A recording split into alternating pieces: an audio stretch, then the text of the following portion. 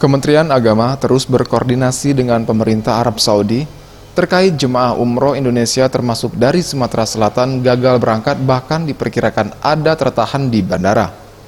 Kepala Kantor Wilayah Kementerian Agama Sumatera Selatan Al-Fajri Zabidi mengatakan, berdasarkan amanah dari Kemenang RI, pihaknya telah menyampaikan kepada pemilik jasa travel yang ada di Sumatera Selatan untuk tidak mengirim jemaahnya dengan segala konsekuensinya.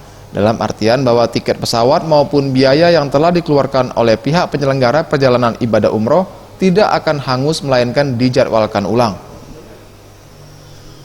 Sedangkan untuk 107 jemaah yang berasal dari 2 penyelenggara perjalanan ibadah umroh yang sempat tertahan di Singapura telah kembali ke tanah air.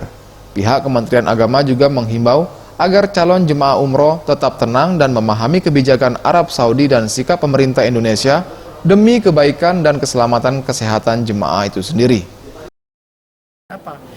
Pihak penerbangan uang yang sudah dikeluarkan travel itu tentunya reschedule nggak hilang. Nah, kemudian jamaah yang kemarin sempat tertahan dikembalikan ya di Singapura ya, itu sebanyak 107 dari 2 travel ya, itu sudah kembali.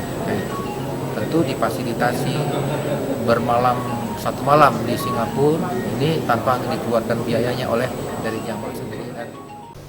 Kini pihak Kementerian Agama akan bertemu dengan Asosiasi PPIU dan maskapai untuk mendiskusikan solusi atas masalah ini. Mengenai data jemaah Sumsel yang telah memiliki visa dan sudah berangkat, pihaknya masih mencari tahu terlebih dahulu dan berkoordinasi dengan pihak penyelenggara.